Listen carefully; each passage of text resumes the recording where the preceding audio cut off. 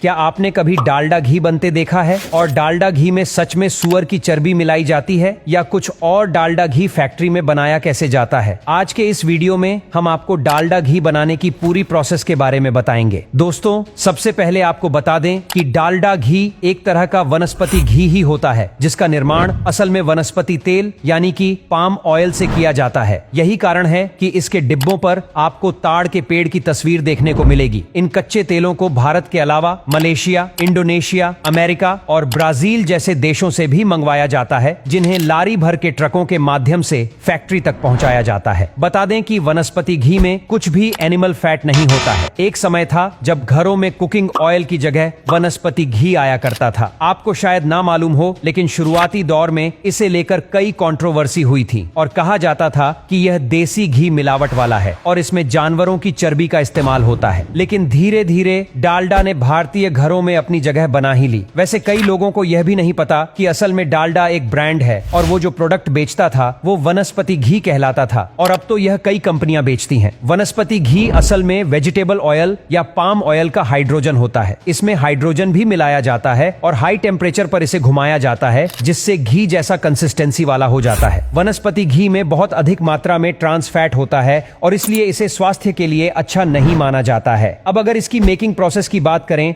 तो आमतौर पर इसको तैयार करने के लिए सबसे जरूरी चीज ताड़ के पेड़ ही होते हैं, जहां इसके बीजों को इकट्ठा करके चलने की मदद से छिलके और बीजों को अलग किया जाता है और फिर इन्हें गर्म पानी में उबाला जाता है ताकि नरम पड़ सके और इनका तेल आसानी से निकल सके। अब इन बीजों को हाई प्रेशर वाली मशीन में इतना क्रश किया जाता है कि इनमें से तेल निकल जाए। अब इसके एक एक तेल के बूंद को अच्छे से निचोड़ लिया जाता है और फिर मशीन में रिफाइन करने के लिए भेज दिया जाता है, जिससे इसके अंदर बची सारी अशुद्धियां निकाली जा सके। इसके बाद इसे प्री न्यूट्रलाइजेशन प्रोसेस से गुजरना पड़ता है। अब यह तेल पूरी तरह से रिफाइंड हो जाता है, जिन्हें अब भी घी जैसा बनाने के लिए हाइड्रोजन किया जाता है। हाइड्रोजन प्रोसेस एक बर्तन में किया जाता है जिसे कन्वर्टर कहते हैं, और यह पूरे तरीके से वायुरोधी होता है। आपकी जानकारी के लिए बता दें, इस पाम ऑयल में कार्बन में डबल बॉन्ड होते हैं और इसे हाइड्रोजन गैस और निकल कैटलिस्ट के साथ 200 डिग्री सेल्सियस तापमान में कुछ समय के लिए रखा जाता है